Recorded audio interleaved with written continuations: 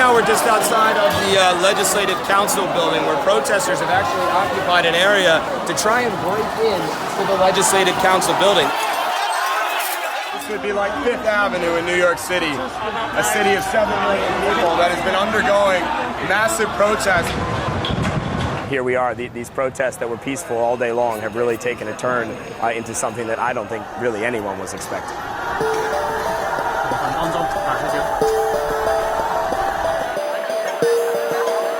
It all starts with this extradition bill that was first introduced by the Hong Kong government. Basically what this extradition bill calls for would be to set up an agreement between Hong Kong and China that would allow China to extradite certain criminal suspects from Hong Kong to the mainland. The reason why people are so upset is because these people would be extradited to a country, China, that has a notoriously opaque legal system. Yes,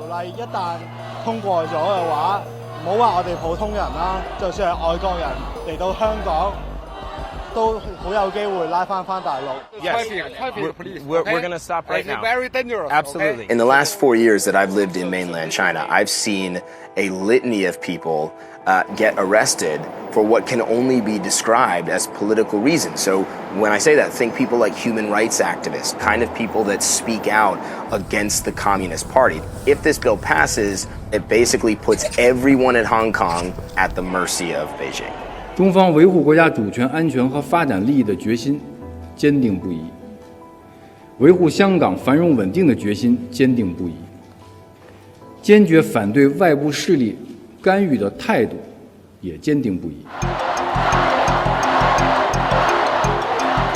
This was an entire city that really was shut down by one march, because if 2 million people come out, well, there's only 7 million people or so in all of Hong Kong. And it was an absolutely inspiring scene in terms of the peaceful nature of these protests. There was one day, June 12th, when things got violent. And the Saturday immediately thereafter, I now announce that the government has decided to suspend the legislative amendment exercise. At first glance, you might say, wow, that's a huge win for the protesters. And it certainly was a temporary win. But what they would say is it's temporary at best. We have to fight for a long time. And this is only a checkpoint. And I think it's only the first step. Yes. Because what Carrie Lam didn't do is repeal that bill entirely. But they're saying, you know what? That's not good enough. This bill needs to be completely repealed, and until it is, we are going to be back out in the streets trying to make our voices heard, trying to force Carrie Lam not only to repeal the bill, but also they want her to resign.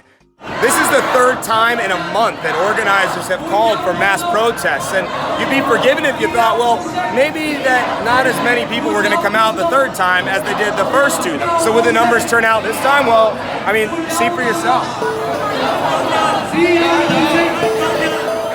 You know, the bigger point here is that China's increasing reach into Hong Kong and the stripping away of certain freedoms that has really scared a lot of people in Hong Kong about what the future might look like.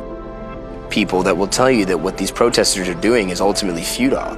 These protesters are up against a massive country to its north, mainland China, that is not going to just sit back and let Hong Kong do what it will and act as some sort of democratic society. But, you know, you talk to these people on the streets and they say, it's our city. Like, these are the things that we're worried about. And while we still have the right to do so, we're going to protest. And we're gonna fight for our city in the only way we know how, in a way that we believe in.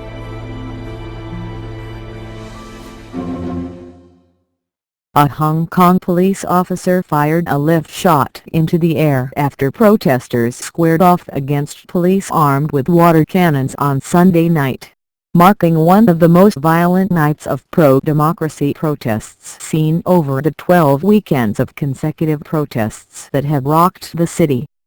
4 police officers were filmed drawing their guns after demonstrators were seen chasing them with metal pipes, according to CNN affiliate iCable.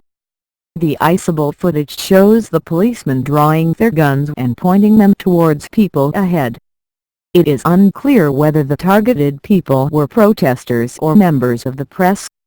The violence escalated late on Sunday evening, when a smaller group of protesters broke away from the day's main march and proceeded on to an extended march that had not been approved.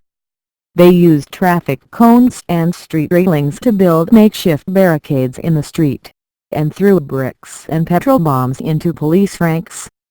Police deployed tear gas into the group but failed to disperse them, and later used a water cannon against a makeshift barricade. This is the first time water cannons have been used in a protest in the past 3 months, a Hong Kong police spokesperson told CNN. Earlier on Sunday, the pro-democracy protests had been largely peaceful, with thousands of protesters marching from Kwai Chung to Tse and Wan district, in the city's new territories. They showed up despite an ongoing thunderstorm, dressed in plastic ponchos and raincoats, huddled under a sea of umbrellas. According to organizers on the messaging platform Telegram, the march was intended to reiterate protesters' core demands, as well as express opposition to alleged police brutality. Violence had previously broken out Saturday, after thousands in the city's East Kwun district marched for the movement's 5 demands, and against the government's installation of smart environmental monitoring lamp posts, which have sparked privacy concerns. This 12th weekend of consecutive protests marked the end to a brief calm that had settled over the city. After tear gas was fired nearly every weekend in July, last weekend saw a peaceful march, the first time in weeks with no tear gas. The calm continued through the week, with protesters peacefully creating the human chain across the city on Friday, the 30th anniversary of the Baltic Way human chain.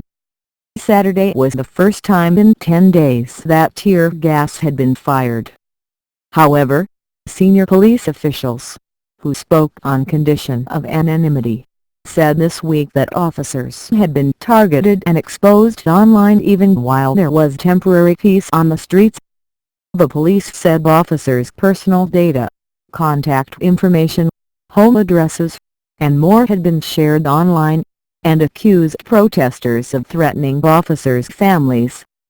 They called the doxing tactic the kind of psychological war, and said they had arrested 16 people on suspicion of disclosing personal data without consent and causing harm, and unauthorized access to a computer. Many in the city are sympathetic to the Hong Kong police and government, and some police supporters held their own rally on Sunday, calling for a communication platform between the police and the public to mend the broken relationship, and asking the police to act with malice or ill will toward none, according to a Facebook post by organizers.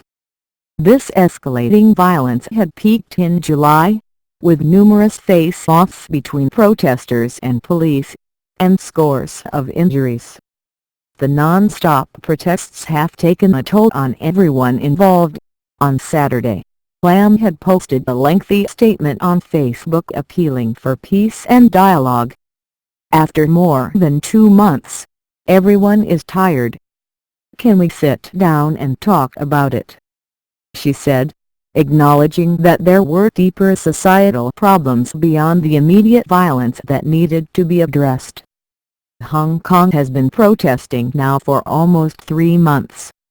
It all began in June, sparked by a controversial bill that would have allowed extradition to mainland China.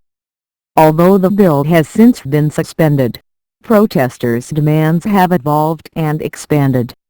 Their demands include Lam's resignation, the full withdrawal of the bill, and universal suffrage.